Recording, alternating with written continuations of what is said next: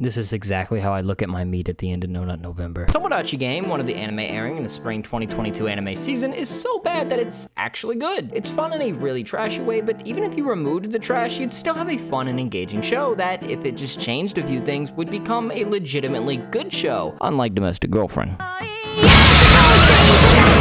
The ultimate technique! The characters in this anime act more like caricatures of how real people might act in these types of situations, but it takes it to the extreme. Real people are dumb, except for you guys. But they'd still put more thought into joining this game than these idiots did. This is done purposefully, though, to take them to the extreme of stupid and trashy for maximum camp, and when you add that onto the games they play themselves, plus how the MC turns on scumbag mode when necessary, you end up with a very fun and engaging show where you're actively trying to guess at the mystery of who the traitor is, but in a much different way than Summertime Render, where in that show you're hooked on the supernatural element, why everything is happening, and how things will end up for the characters. Here you don't really give a shit about most of the characters. And neither does the show, since they literally give you 1-second paragraphs to introduce you to them. And instead you're just curious of how things will turn out for them and whether or not they're actually good people like the show insists they are. Doing it this way is definitely a lot different than how most shows would, and you could even say it's bad to handle your characters this way, but I think it's a little ingenious. We don't know or care about these people, so we're very much like the people watching the group via the live stream who are meant to represent us, the viewer, really only caring about how it all ends, but we're also in the same boat as the group themselves, cause he looking at his schmeat the same way I do. Because we know nothing about the characters, guessing the traitor is a shot in the dark, and in the second game, where secrets are revealed about all of them, we have to take these at face value and question whether or not they're actually true because of the anime's initial choice of not telling us anything about them. Doing it this way, introducing your characters as the show progresses, is a brilliant way to handle it in a mystery show like this, because it keeps your brain actively working and paying attention to the anime even during the slow parts as you try to figure out what these characters are really like, since many of them are designed in a purposeful way, like Blonde here, to have you make up preconceptions about them based off their design and base personality alone. And while doing that, you're also trying to figure out who the traitor really is. But if somehow that doesn't all keep your attention, then this will.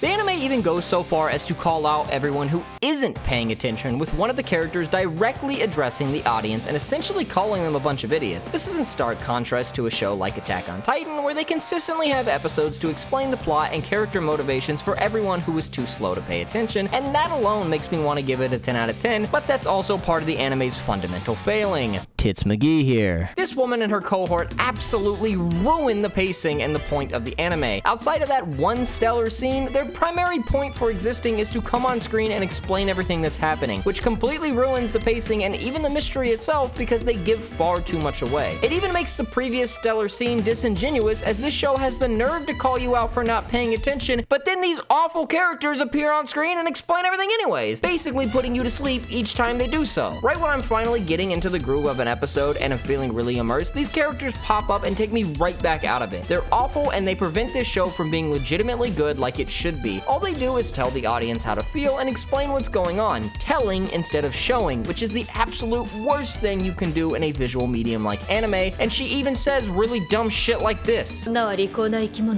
What the fuck? If you simply remove these two characters, you'd have a legitimately good show that manages to be fun, engaging, and trashy all at the same time. But unfortunately they exist, thus safely putting the show into so bad it's good territory, when really it's actually a lot better than just pure trashy shows like Domestic Girlfriend and Darwin's Game. But at least they gave us Evil Bob the Builder taking a selfie of this dude suffering. If you want to see an actual good mystery show, then click this video here.